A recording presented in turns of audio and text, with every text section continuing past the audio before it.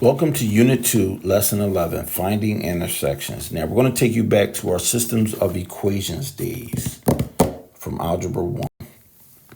Okay, math talk. Find a point mentally where the graphs of the two functions intersect if one exists. So what you're going to do is practice graphing these. So, X is a line that's diagonal, 45-degree angle, and 3G is a horizontal line. So these graphs intersect right there. X is always 3. So when X is 3, Y is 3. So the point of intersection is 3, 3.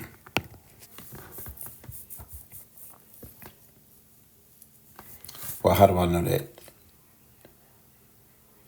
X is always 3.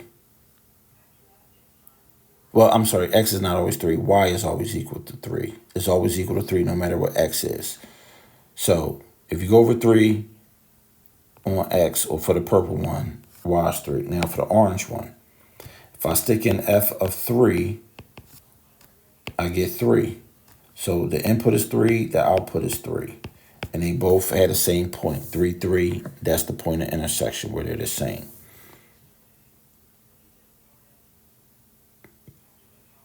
Now, K of X equals 0. So let's draw a thing. Now, we're going to put this in the calculator, or you can solve this algebraically. So K of X is the x-axis. Now, set X plus 3 equal to 0 and X minus 3 equal to 0. You add 3 to both sides. You subtract 3 to both sides. You get X equals positive 3, and X is equal to negative 3. So our point of intersection is negative 3 and positive 3. So our points of intersection are 3, 0 and negative 3, 0. All right, that's what we just learned in earlier in lesson 2.5. Set your factors equal to 0. So now M and N are going to be a little more math involved. So let's make a new slide for these. Okay, so now to solve the third one, what we're going to do is take X plus 3, X minus 3, and set it equal to X minus 3. So I'm going to multiply by distributing. I get X squared, negative 3X plus 3X minus 9 equals X minus 3. I get X squared minus 9, because negative 3 plus 3 is 0, equals X minus 3. I subtract X from both sides. I get X squared minus X minus 9 is equal to negative 3. I add 3 to both sides. I get X squared minus X minus 6 equals 0. So now going back to your Algebra 1, we're going to have to factor this one.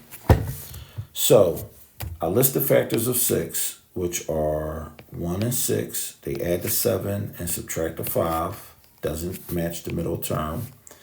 I take 2 times 3. I add them, I get 5. I subtract them, I get 1. This matches the middle term. So now I can just figure out the signs. 3x and 2 equal to 0. The middle term is negative. That means the larger one is negative and the other one is positive because that's a different sign. So from the previous slide, I kept X minus 3, X plus 2 equal to 0. Separate them. X minus 3 is equal to 0. X plus 2 is equal to 0. Add 3 to both sides. Subtract 2 to both sides. X is equal to 3. X is equal to negative 2. Now I had to stick both of these into both equations. So 3 plus 3 and 3 minus 3. Well, that gives me 0. So anything times 0 is 0. So I get 3, 0. And then I stick 3 in here. Minus 3 is 0. So 3, 0 is 1 point. Now, for the next one, I'm going to stick 2 in blue. So I get negative 2 plus 3 and negative 2 minus 3. That gives me 1 and negative 5, which gives me negative 5. Okay. So 2 negative 5 works for M. What do I get for G? Negative 2 minus 3 gives me negative 5. So I get 2 negative 5. My other point is negative 2 comma negative 5. My one point is 3, 0. My other point is negative 2, negative 5. And yes, you have to do that. You got to solve it. When you solve an equation, you get the x-intercept. You get the x value of the solution. Then you had to stick the x value back into the function to get the y value to make it a point. You have to do all of that. All right, now we are working on the last one. Okay. X plus 5, x minus 5, x plus 3, x minus 3. So this is x squared minus 5x plus 5x minus 25 is equal to x squared minus 3x plus 3x minus 9. Okay, so x squared minus 25 is equal to x squared minus 9. Subtract x squared. Oh, they cancel out. We get negative 25 equals negative 9. Since these numbers do not equal each other, these functions do not intersect. Negative 25 cannot equal negative 9. If you get two numbers that are not equal, these functions do not intersect. And you had that last year with some of your systems of equations. So you get 3 and negative 3. Q, this is Q. And I'll put P in a different color. 5 and negative 5. And it's like that.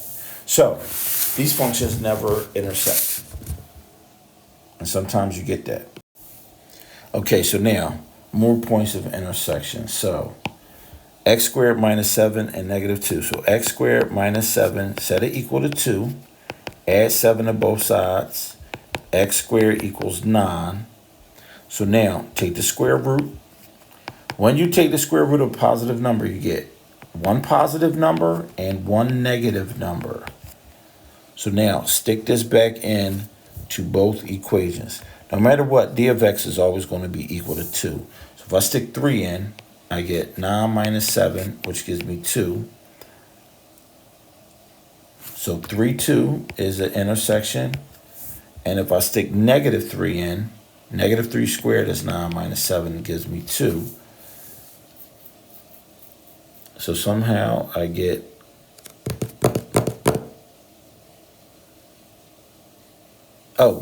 negative 3. Yeah, negative 3. So I get negative 3, comma 2, because that was our x. So you got to stick both of them in and get that. So we get 2 points of intersection.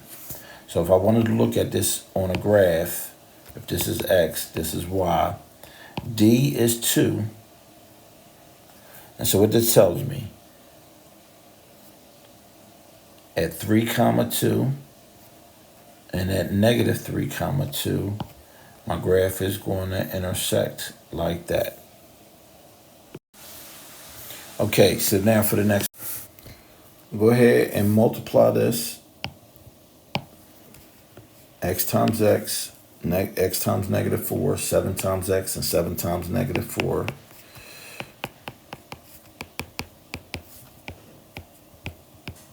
Set it equal to x minus 4, x squared plus 3x minus 28 equal x minus 4. Subtract x from both sides. X squared plus 2x minus 28 equals negative 4. Add 4 to both sides. X squared plus 2x minus 24 equals 0. Okay, from the previous page, we had x squared plus 2x minus 24 equal to 0. So now to factor a trinomial, 3 terms, tri means 3. I take the 24. I list all the factors of 24. 1 and 24, 2 and 12, 3 and 8, 4 and 6, 5, no, 6 and 4. They back up on themselves. I add the factors. I subtract the factors. Okay, so once I add them and subtract them, I find out which one makes my middle term. 4 and 6 are my pair that gives me my middle term. I take x and 4 and x and 6. Now all I gotta do is figure out the terms.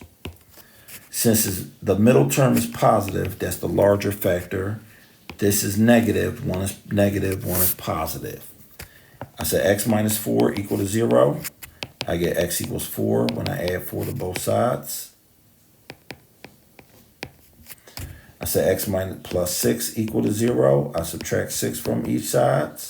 I get x equals negative 6. Now, these are my 2 points. Now I gotta stick them back both into both equations. Okay, since my answers were positive 4,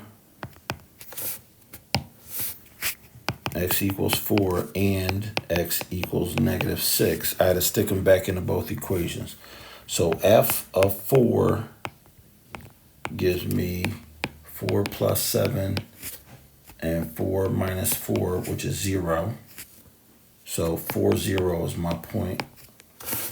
F at negative 6 gives me negative 6 plus 7 and negative 6 minus 4, which is 1 times positive 24, which is 24. So negative 624 is my point. Okay, let's check this with G. G of 4 is 4 minus 4 is 0. So 4 comma 0, that's 1 point of intersection at the same points. G of negative 6 is negative 6 minus 4.